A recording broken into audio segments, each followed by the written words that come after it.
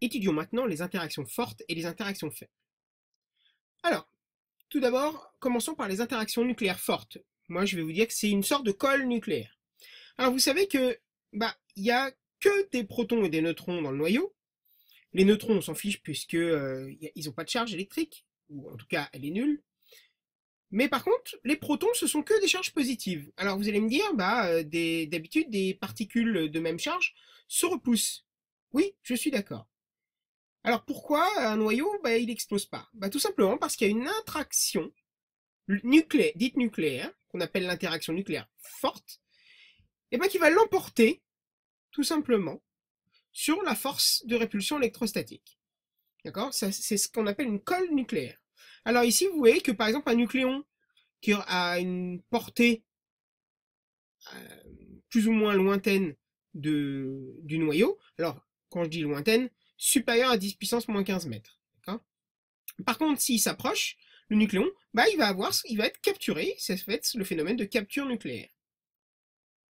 Alors, c'est une extraction déjà qui est extrêmement intense, et elle l'emporte donc sur la répulsion due à la charge électrique des protons, et elle a une portée très courte, très petite, à l'échelle du noyau, donc vous savez que le noyau, c'est 10 puissance moins 15 mètres. Donc attention, chaque interaction qu'on va étudier va avoir une intensité et une portée. Donc interaction nucléaire forte, une attraction extrêmement intense et à très courte portée, à 10 puissance moins 15 mètres. Maintenant, les interactions nucléaires dites faibles. Eh bien en fait, dans chaque particule élémentaire, notamment le neutron et le proton, eh bien en fait, vous allez trouver trois particules plus petites qui ont des charges partielles élémentaires. Vous voyez qu'ici, moins E sur 3, plus 2E sur 3. Donc, ce sont des charges partielles. C'est ce qu'on appelle des quarks. On a deux sortes de quarks, les U et les D. Les quarks up et les quarks down. Et en fonction de leur composition, ça fera des neutrons ou des protons. Vous voyez qu'ici, plus un quark up, plus 2 sur 3, plus c'est sa charge électrique, 2 tiers de, plus 2 tiers de E.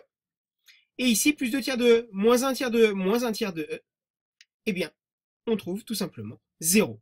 D'où la charge neutre des neutrons. Le proton, par contre, lui, plus 2 tiers de E, plus 2 tiers de E,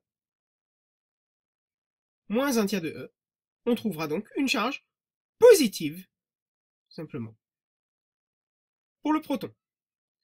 Ici, au passage, on avait une charge neutre.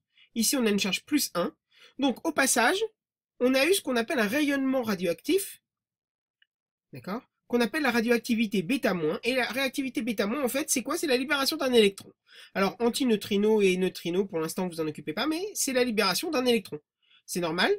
C'est comme si la charge de l'électron était moins 1. Ici, on est passé de 0 à plus 1.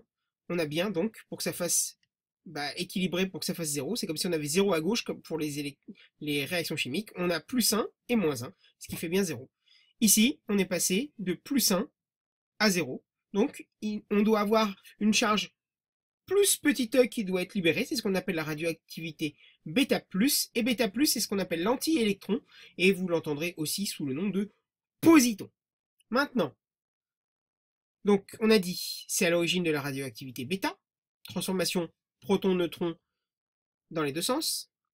Par contre, elle est à une portée encore plus faible que l'interaction nucléaire forte.